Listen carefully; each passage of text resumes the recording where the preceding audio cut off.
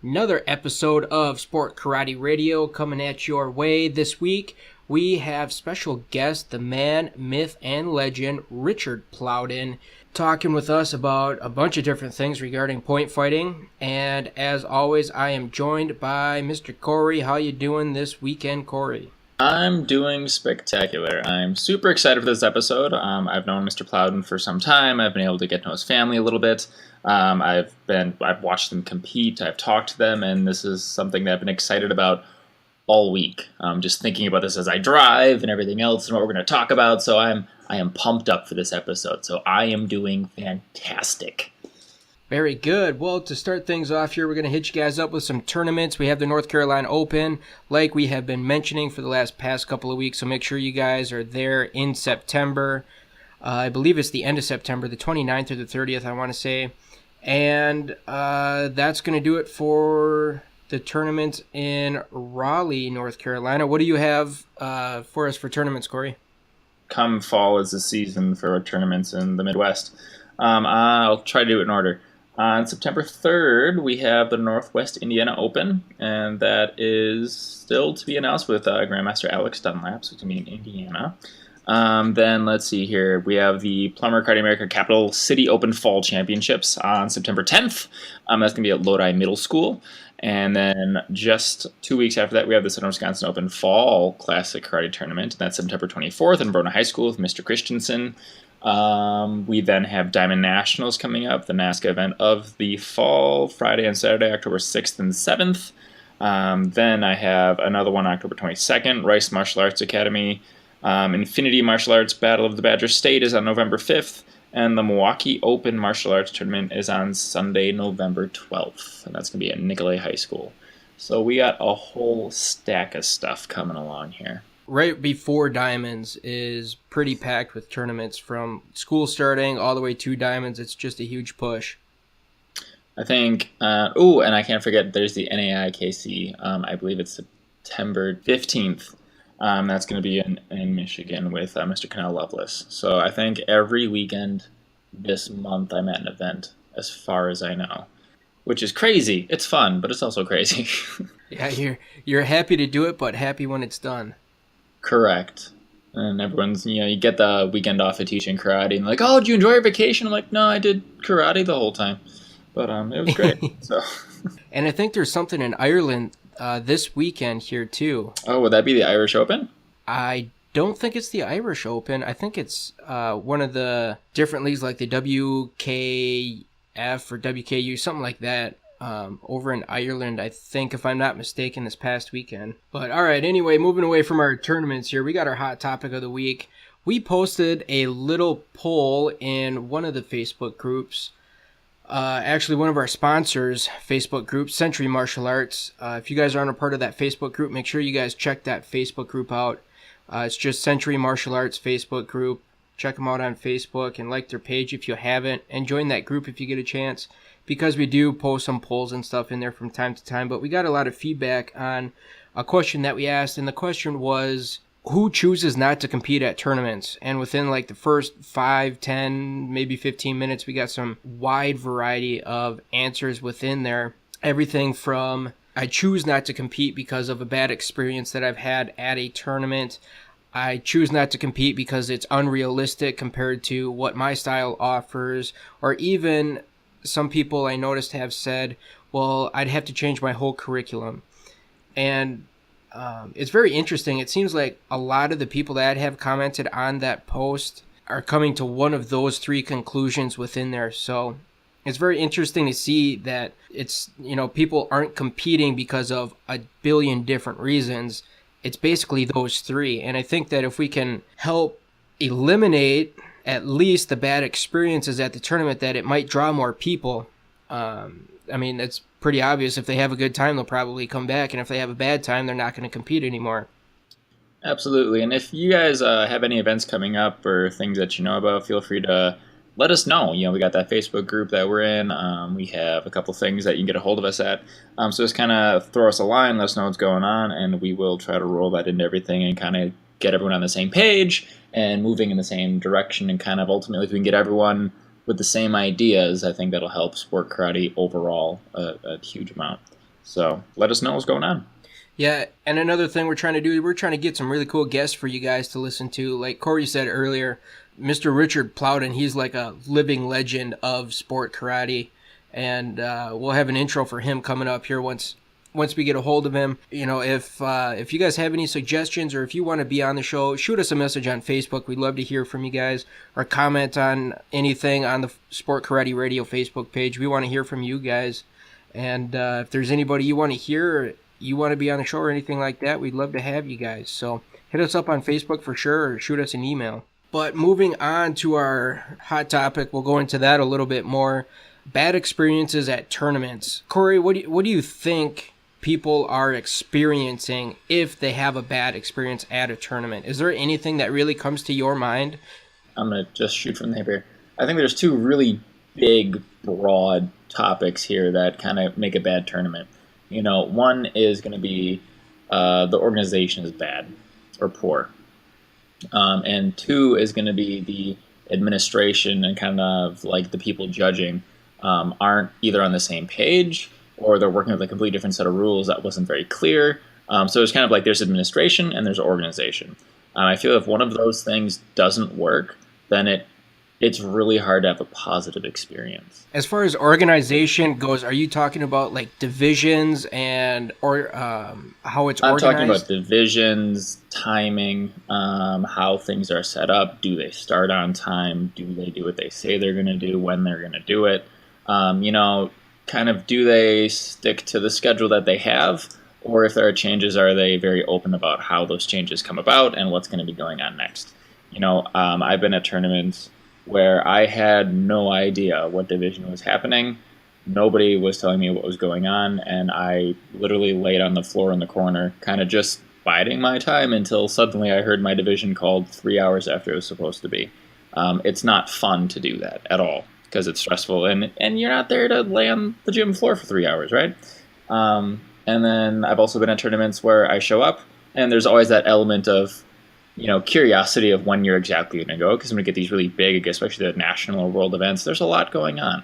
I'm not saying that everything has to run to the ticker, like, starts at 1 o'clock, it's going to happen at 1. No, but if you have a division and you have a list of things and you can tell people what the plan is, but there's a delay, but here's what to expect, I feel like that's a huge step.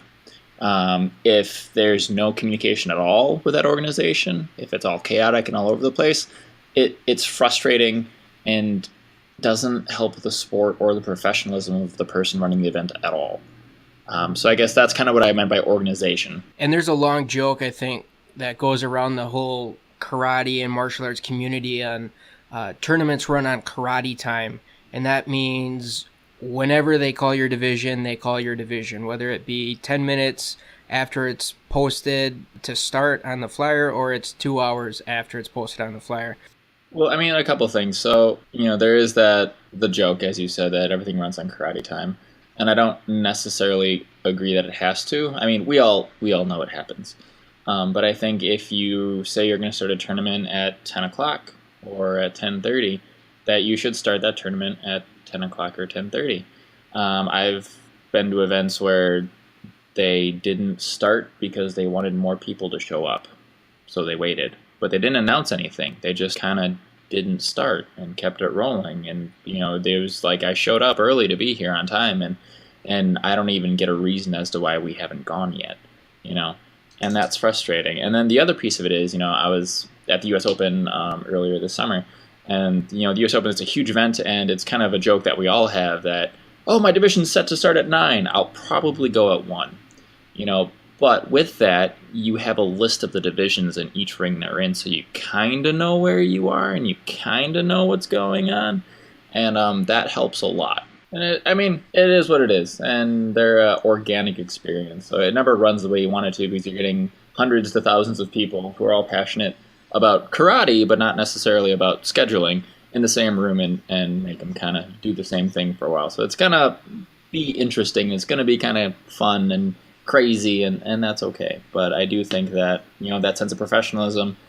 has to start somewhere, and I think being on time, starting on time, and doing the best you can to stick to that schedule, and with understanding that it's going to change, is a good place to start.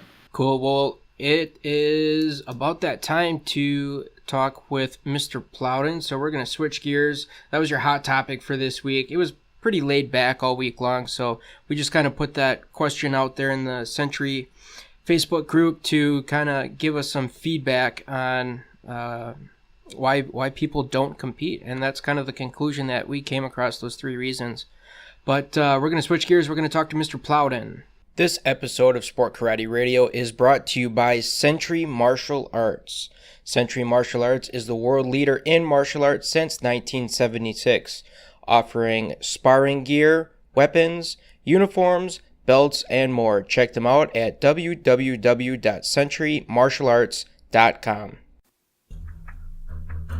Have you ever thought about revolutionizing your martial arts business and positioning yourself as an authority in your community? Head over to our SpyCombatives.com to see how our spy secrets can save your life and boost your bottom line. Former CIA officer Jason Hansen is giving a free training manual, www.spycombatives.com.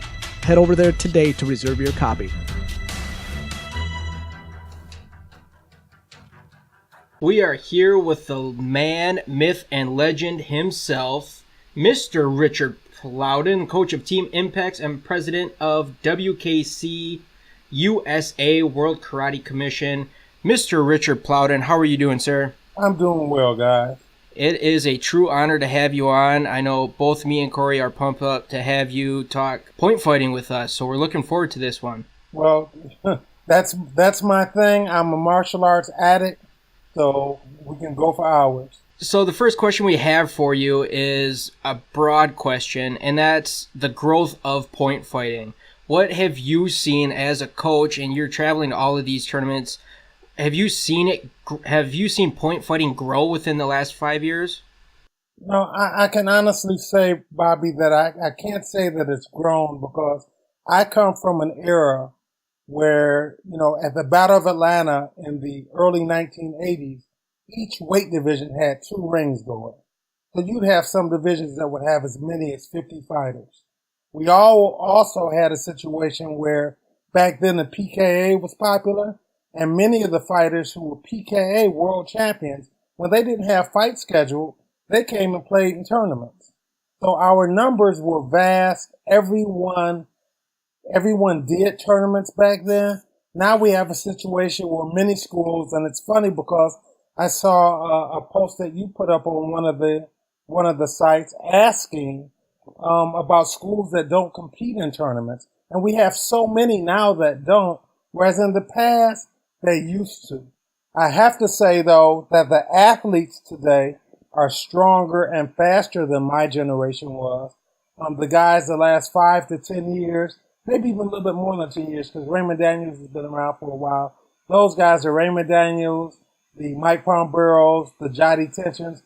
They help change the sport. So what do you think has changed to have schools go from competing to now you come across, maybe 1 in every 3 schools are lucky to send a competitor to a tournament in their city? What do you think has changed? I think part of it is if folks are being honest, they'll tell you that they want to keep their money in-house. So it's not so much about the growth and development of the student as a martial artist as much as it is the instructor's bottom line and how much they can make. So if I can give an in-school tournament and have all of my people compete in school, then when they lose, they're losing to somebody that I also taught, and also the money is staying in the same pocket. So that's part. I think that's part of it.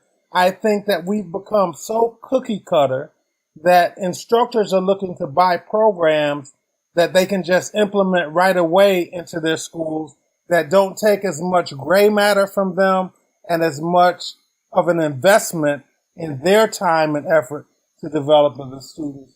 So then they don't risk having the students go out and look poor.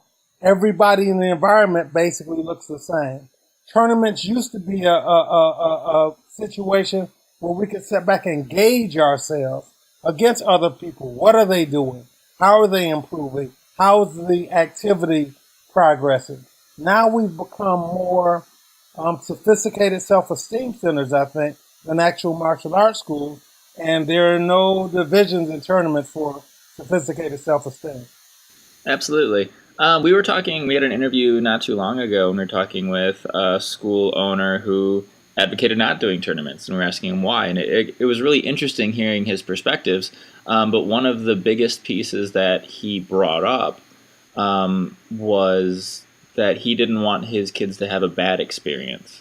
And when I kind of asked him what that meant, he said he didn't want his kids to go and show up somewhere and just get the pants beat off of them, experience bad judging, and he painted tournaments in this incredibly negative light that I hadn't personally seen as much in the last 10 years. I mean, I know things used to be different, but I'd like to think that things are changing. And I guess, from the parents' perspective or from that school owner's perspective, I can see where you want your students to go to quality events. But I guess, what are your thoughts on those events? Have they changed in that respect? I personally feel like the general quality of events that I attend are pretty high for the most part. Yeah, and in many respects, particularly from a competitive standpoint, they've been high for decades. I think that none of us can shield our students or even biological children from negative experiences in life. That happens. People complain about tournament judges. We had a situation here a few years ago with professional baseball here in the city of Detroit. One of our pitchers was throwing a perfect game, and an umpire made a blatant mistake that cost this pitcher a perfect game, to the point where there's even note of it now in the Baseball Hall of Fame. Football preseason is taking place right now. We're getting ready to go into football season. People are going to complain about judging. You look at boxing. People complain about judging in boxing. I think that it's natural for folks to complain, but then with relationship to our activity, we then make the excuse, well, this is why I don't do it. In reality, that's not why they don't do it, but they grasp onto that as being a major reason. Absolutely. I know I tell my kids, I encourage to compete when possible. And I tell them it's a trial of life, getting up in front of people and performing an activity, whatever it happens to be, of something that you've been practicing or something that you're passionate about, in front of people and being judged is a huge life skill. That's exactly Corey. I entered the adult black belt division. I was 15 years old. My first tournament, somehow, I have no idea how, I took a second place. And then for 2 years of going to tournaments, I didn't touch a trophy. First, second, third place, I lost. I could have thrown up my hands, blamed the judges, sat back and blamed my instructor for not teaching me properly. But what it taught me was perseverance. It taught me to sit back and go back to the well and give it another shot. I don't advocate quitting. And I think that, people can sit back and take a loss and turn it into a victory based on mindset. And that's what we profess to teach in the martial arts studios. But many of us run away from competition and say that it's bad, but then we complain when we lose students to baseball, football, track and field, gymnastics, which are also sports. We have a sport that's inherent to us that many of us shun for, various reasons we're stating. It's so cool with what you're saying. It's almost like we planned this to work out, because what you're saying is pretty much hitting on every single previous episode that we have had with Sensei Demora talking about competing and losing people to baseball and not quitting because you lost at karate tournaments and watered down leagues and all that kind of stuff. It's almost like we planned this to work out. You guys are smart. Or we're getting there. Or everyone that we talk to has the same ideas. And so the next thing that we've brought up is, how do we affect these things to change? Like, how do we make, you mentioned earlier, I don't know when we were talking before the show, but, there's so many leagues and there's so many divisions, and, it's getting watered down a little bit. There's so much out there. Yeah. What's going to eventually have to happen, and, I'm the eternal optimist. I really believe in the golden rule, right? He who has the gold rule. And in 1985, Budweiser became the first corporation to come into our activity and sponsor a team. That was groundbreaking.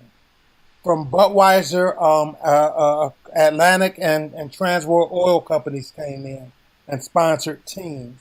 Since then, from 85 to the present, we've had a plethora of different team sponsors. But the thing that stands out is the fact that we have never had a league or major event sponsorship. And that's whoever grabs that is going to wind up and be able to turn the corner, because they're going to be able to offer benefits to the competitors that the standard promoter who's taking money from the competitor and putting it into their pocket, they're not going to shoot it out again. You know, I used to be one, and I've evolved tremendously in the 44 years that I've been involved in martial arts. So I used to be one who thought tournament promoters should give out more money. They should give out more money. But I had a promoter tell me once, years ago, back in the late 1980s, he said, Richard, when spectators come and tell me that they came to the tournament to see you guys, then I'll be able to give you more money.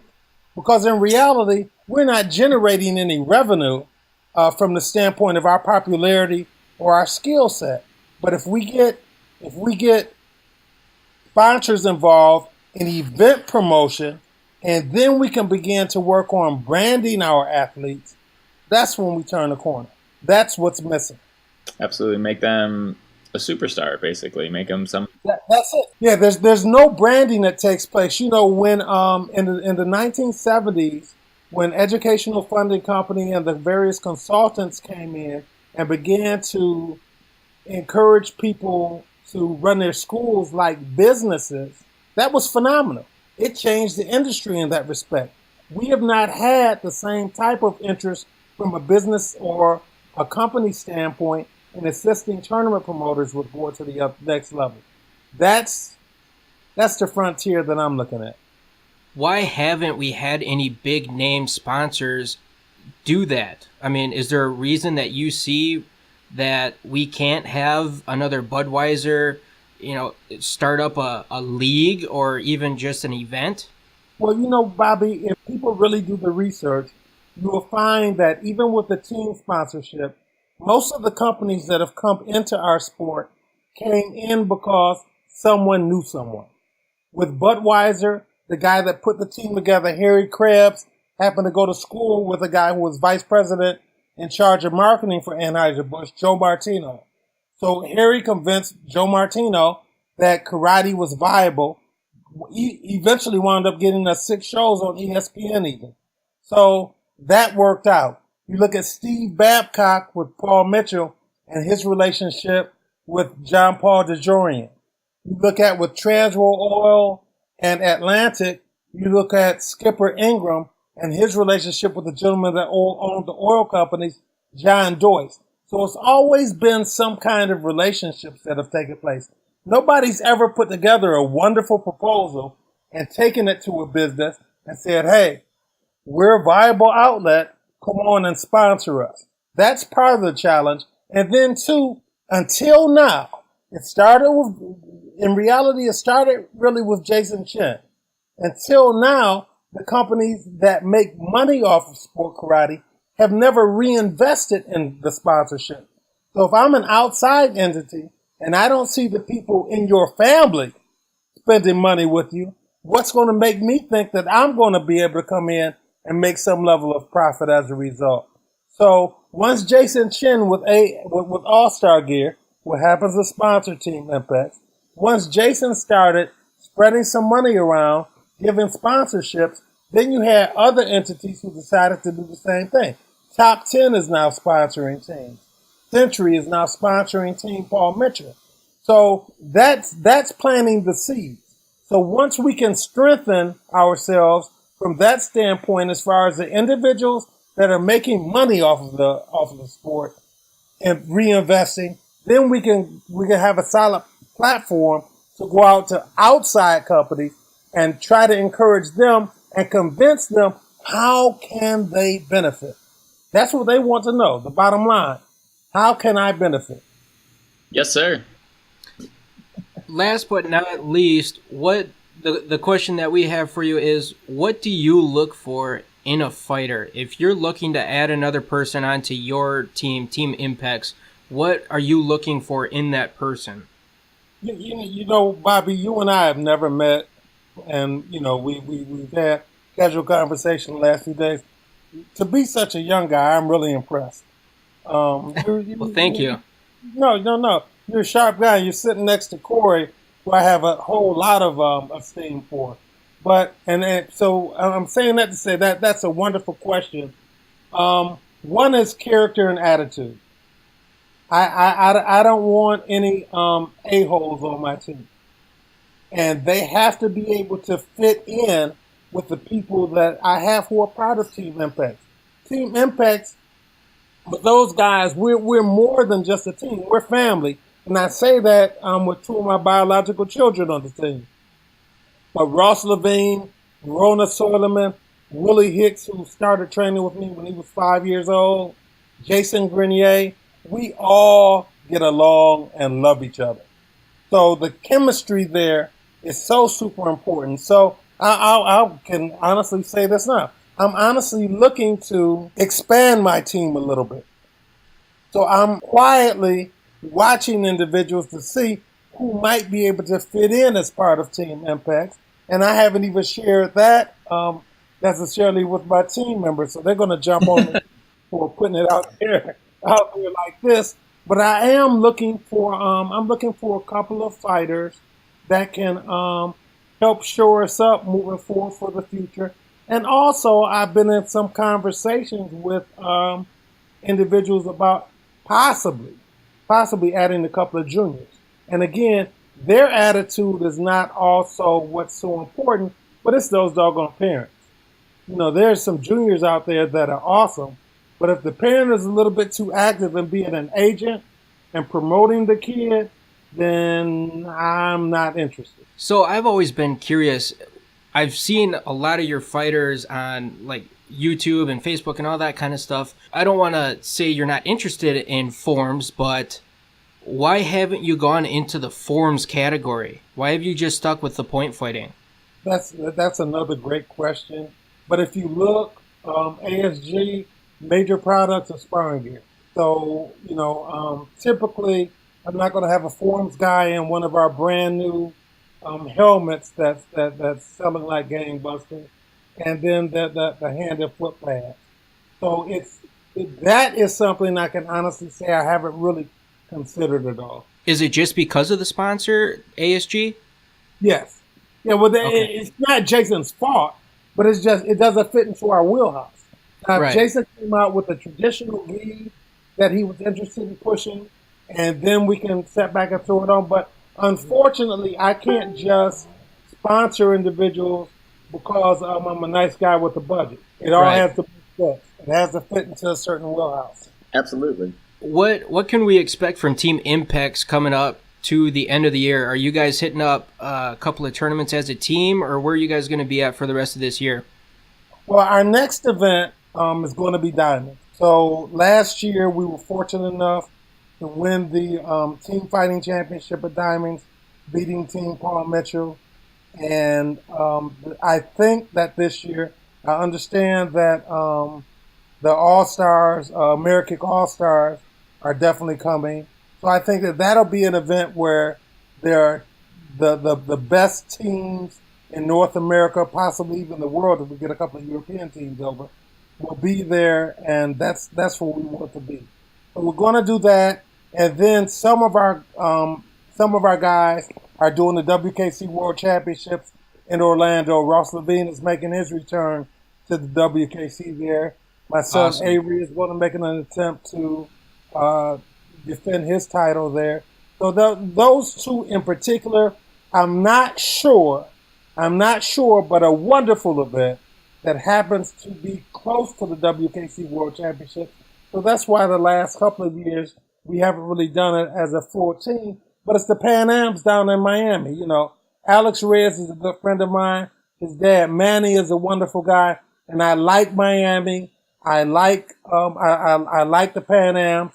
So if I can rest up and not be too tired right after the World Championship, then we might even do the Pan Ams before we start the year with my good friend John Sharkey's, aka Grand National. Who's going to be at Diamonds on the team? Well, with Morgan injured, he won't be able to compete. But for sure, we're gonna have our men's team there ready to go. And then Verona Solomon just had a baby last month, so I'm not sure where Verona will be with relationship to her training as far as that goes. But I know she wants a diamond ring real bad too. Well, congratulations to her.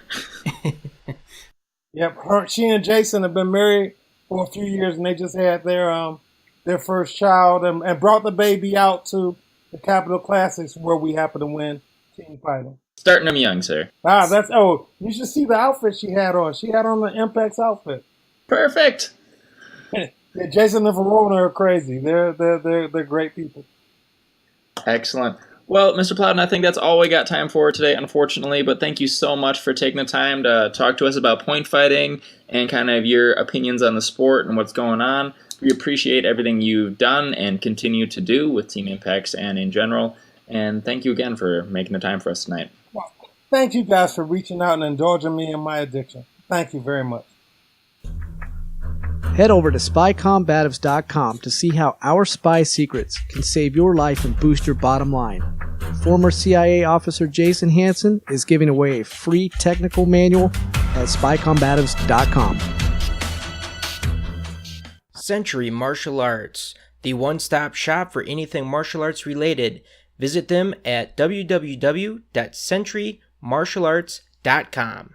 It is time for the news. Nothing really happened this week other than the fact that our guest last week, Mr. Jeff Doss, is now officially the president of NBL, the National Black Belt League, which is the next big organization underneath NASCA that offers sport karate tournaments throughout not just the U.S., but also Mexico and Guatemala, I believe. So congratulations again to Mr. Jeff Doss. Had a pleasure interviewing him last weekend. Yeah, and speaking of NBL, there was a little bit of flack that it received online and on a couple of forums about the location of Super Grands this year. So it's going to be in Buffalo, and there were several people that were not very happy about this. And, you know, it is what it is. I guess it's the event. If people want to go to Super Grands, they're going to go. But it's kind of... I did see a comment or two about now that Jeff Doss is in the driver's seat, if this is going to change in the future, and kind of a positive vibe in that direction. So hopefully they'll be able to turn that around a little bit and make something a little bit easier to get to, especially during that time of year. So moving on to our tournaments, we're going to wrap things up here. Thank you guys for listening to another episode of Sport Karate Radio. Before we end, Corey, hit us with those tournaments one last time. All right. We have Capital City Open Fall Championships on September 10th in Lodi, Wisconsin. The Southern Wisconsin Open and on September 24th at Verona High School. Diamond Nationals on October 6th and 7th. And then we have Rice Martial Arts Academy Open Karate Tournament on October 22nd in Marshfield, Wisconsin. Infinity Martial Arts Battle of the Badger State. And that's going to be on November 5th at Cromery Middle School in Middleton, Wisconsin. And finally, the Milwaukee Open Martial Arts Tournament, which will be Sunday, November 12th. That's going to be at Nicolet High School. And also the North Carolina Open, September 29th and 30th. Like we've been saying, Sport Karate Radio is going to be there. We're going to be doing a Minute of Fury challenge. And it's going to be a good time. A lot of good tournaments coming up. It's going to be an action-packed next couple of months for sure. We'll have a lot of updates. We're going to try to hit up as much of those, or get as much information on those tournaments as possible after they happen and give you guys an idea of results. So we'll do our best with that. And that's going to do it for us this episode of Sport Karate Radio. Thank you guys for tuning in, and we'll catch you guys next week.